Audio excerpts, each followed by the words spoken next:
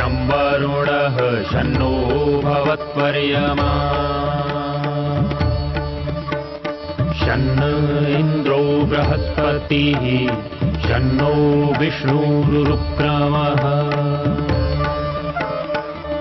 ॐ शान्ति शान्ति शान्तिः।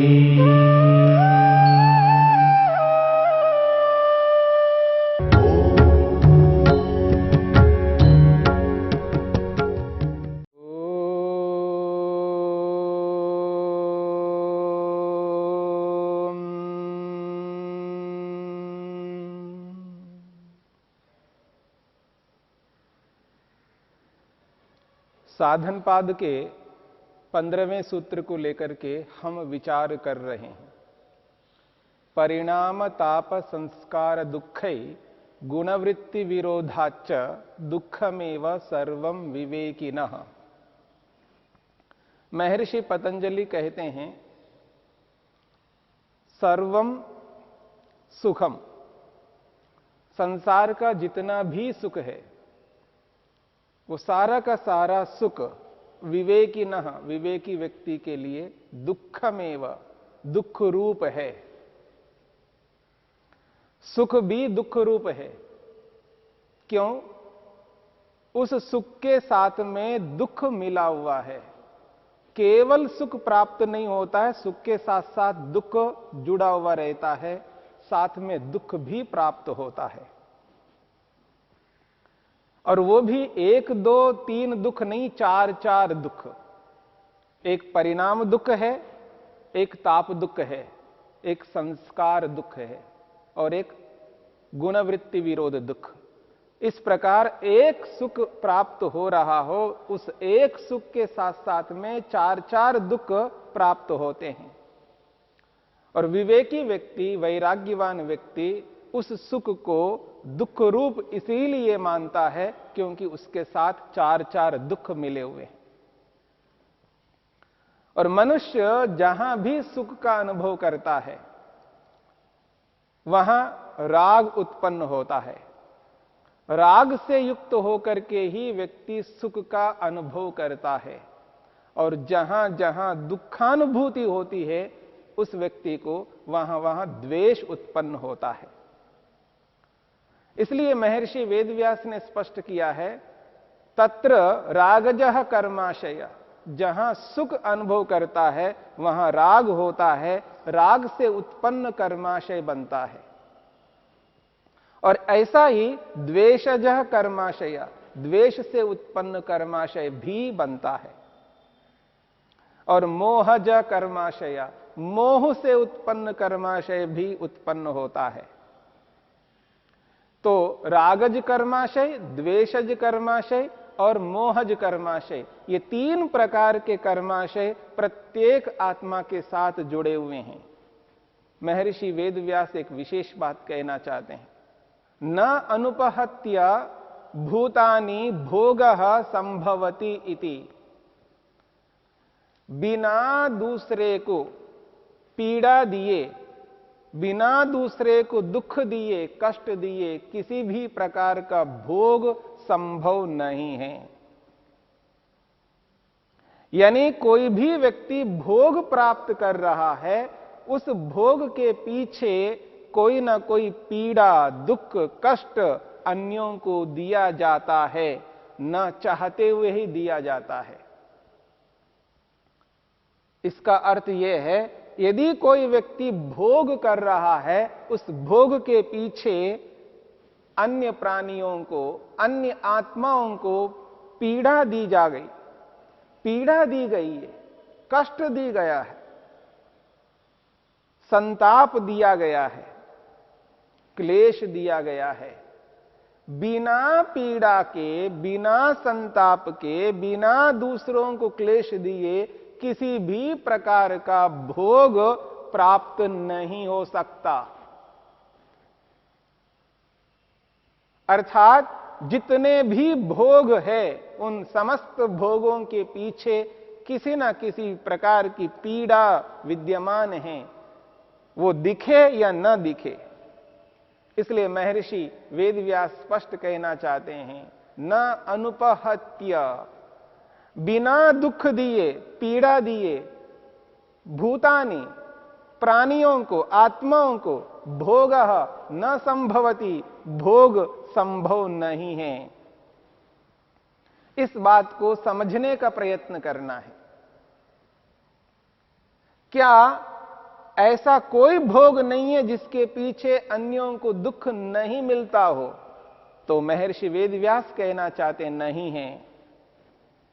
स्पष्ट रूप से कहा है कि ऐसा कोई भोग नहीं है। और भोग जो है वो ऐसे साधन हैं जिनके माध्यम से भोग करता है व्यक्ति।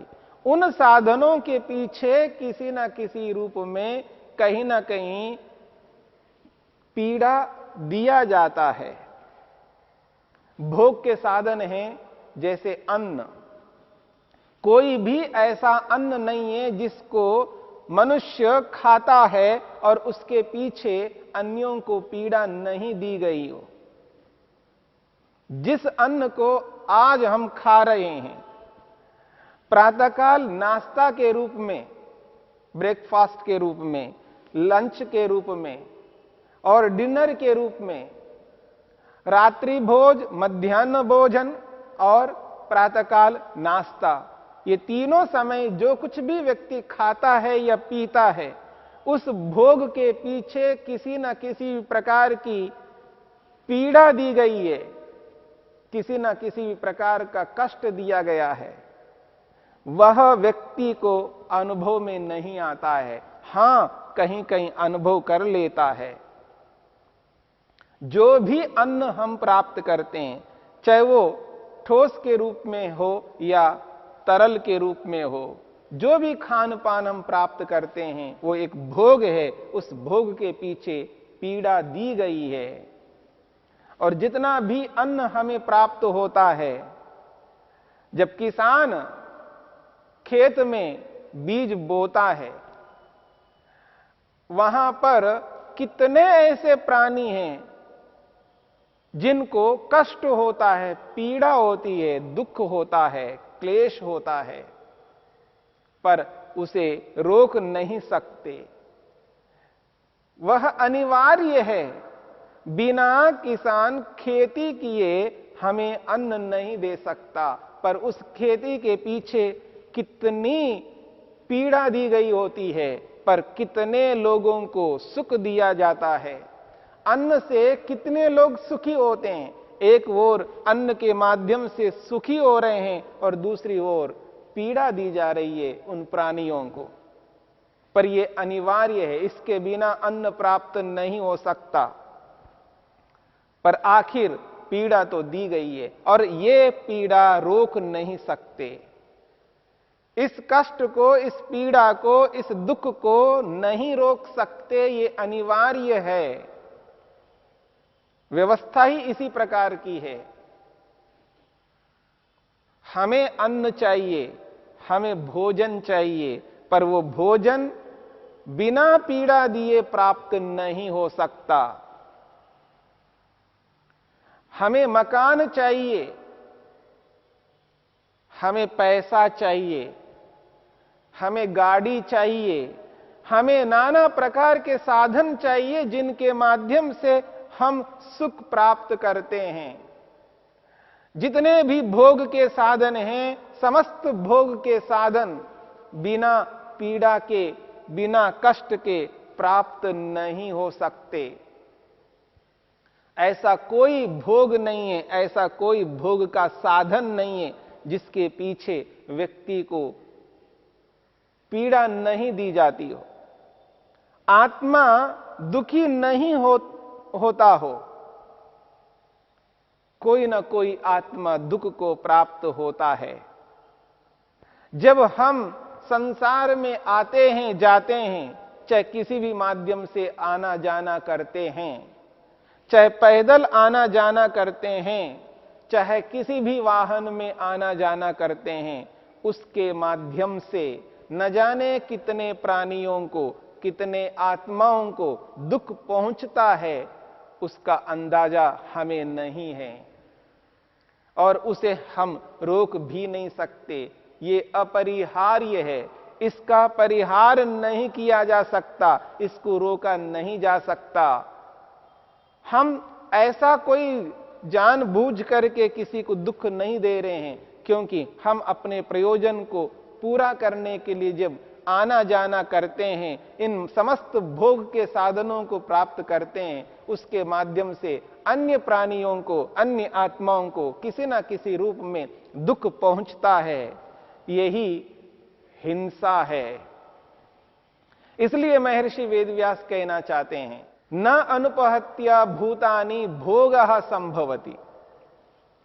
न अनुपहत्या भूतानि भोगः संभवति। बिना दूसरों को पीड़ा, दुख, कष्ट दिए कोई भी भोग संभव नहीं है। इसलिए वो कहना चाहते हैं, तत्र हिंसा कृतो अपि अस्ति शारीरः कर्माशयः। उस भोग के पीछे हिंसा विद्यमान है, दुख दिया गया है, हिंसा विद्यमान है। तो हिंसा कृतो अपि अस्ति शारीरः कर्माशय। वो हिंसाकृत है, वो शारीरिक कर्म है, यानी शरीर से होने वाला कर्म है, और उसके कारण से बहुत सारा कर्माशय उत्पन्न होता है।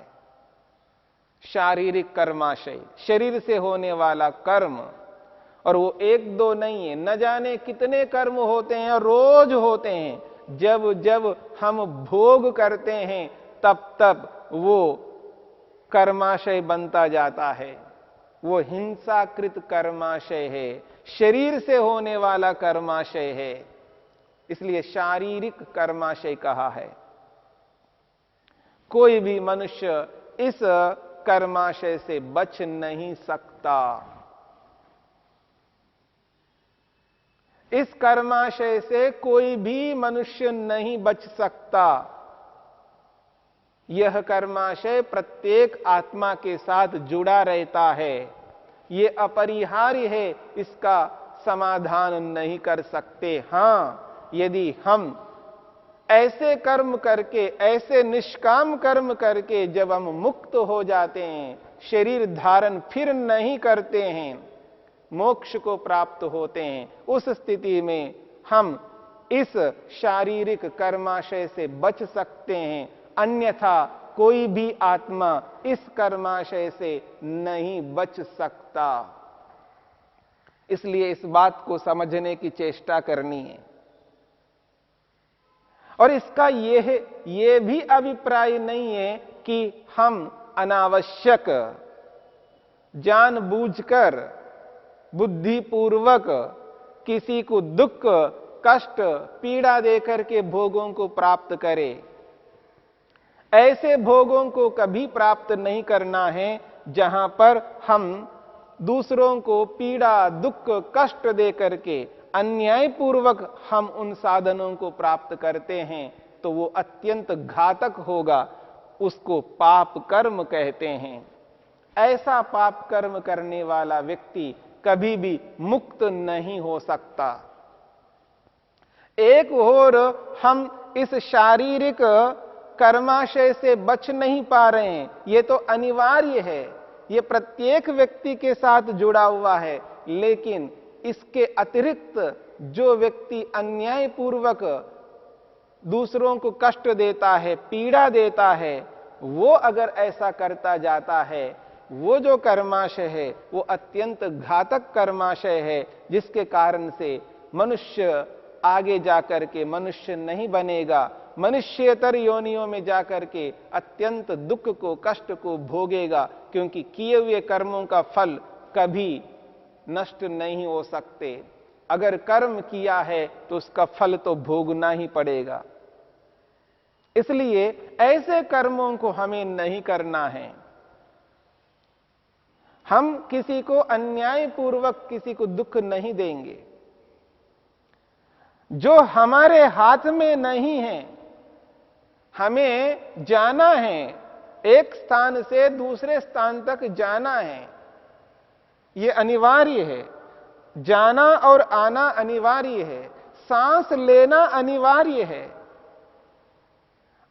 सांस छोड़ना अनिवार्य है, श्वास लेना प्रश्वास करना अनिवार्य है, पर उस श्वास प्रश्वास के कारण से किसी भी प्राणी को दुख होता है, कष्ट होता है, वो हमारे हाथ में नहीं है।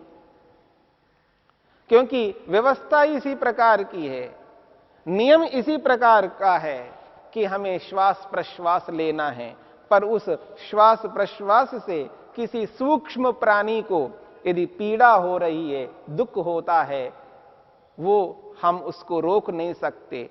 ऐसा रोक करके हम श्वास प्रश्वास नहीं ले सकते, ऐसा रोक करके कोई खेती नहीं कर सकते, ऐसा रोक करके कोई मकान नहीं बनाया जा सकता, ऐसा रोक करके किसी भी साधन को उत्पन्न नहीं किया जा सकता। किसी भी पदार्थ को उत्पन्न करने में, किसी भी वस्तु को बनाने में, किसी न किसी रूप में किसी न किसी प्राणी को दुख पहुंचता है, कष्ट पहुंचता है, जो हमारे हाथ में नहीं है।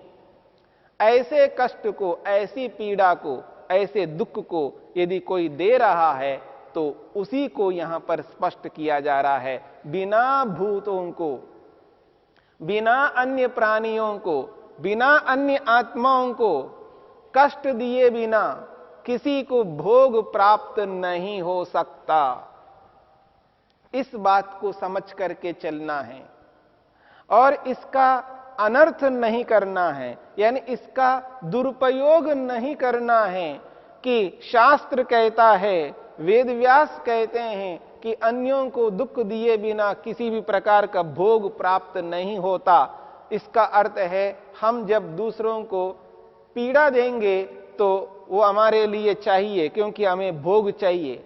अपने भोग को प्राप्त करने के लिए दूसरों को जानबूझ करके जो व्यक्ति दुख देता है, कष्ट देता है, ऐसा कभी नहीं करना।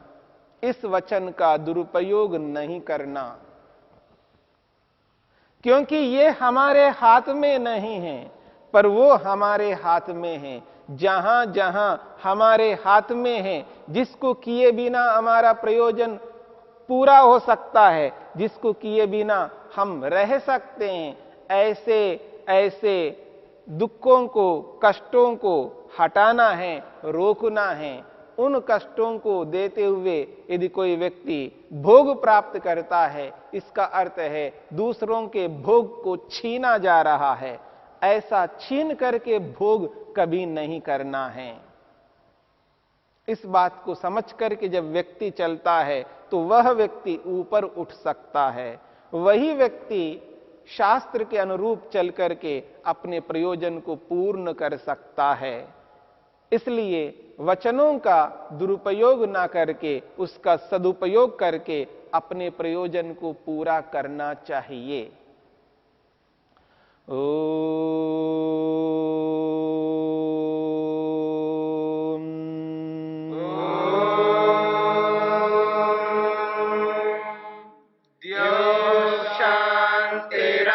शांतिरंतरिक्षं शांति पृथिवी शांतिरापः शांतिरोषधयः शांतिः वनस्पतयः शांतिर्विश्वे देवा शांतिर्ब्रह्म शांति सर्वं शांति शांतिरेव शांति क्षमा शांतिरेधि। ओम शांति शांति शांति।